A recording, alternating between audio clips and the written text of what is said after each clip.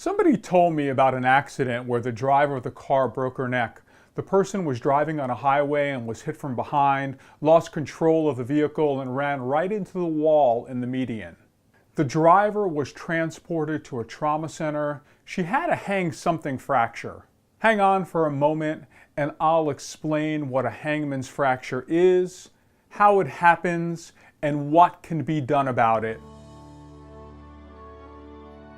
Hi, I'm Guy DiMartino, a lawyer and doctor of chiropractic. I must give you a little background to orient you. The neck has 7 vertebrae. The first 2, C1 and C2, also go by other names. C1 is the atlas and C2 is called the axis. Remember, the purpose of the vertebra or the spinal column is to protect the spinal cord.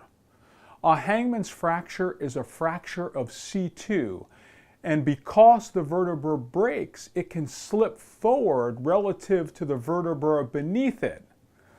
In days gone by, the main cause of a hangman's fracture was hanging.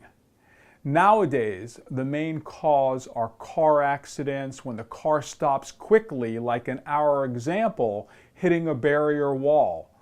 With the rapid deceleration, the head is whipped back into extension, most of the time ramping over the headset, causing too much pressure on the axis.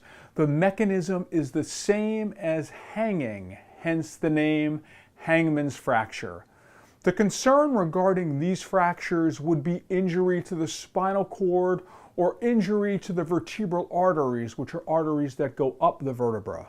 At C2, the vertebral artery starts to take a tortuous route, and extension can cause a problem.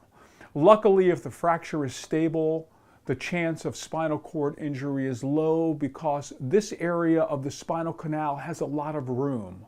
Well, there you have it. A hangman's fracture is just what the name infers, a fracture at the top of the neck caused by forceful extension of the head and neck, just like a hanging.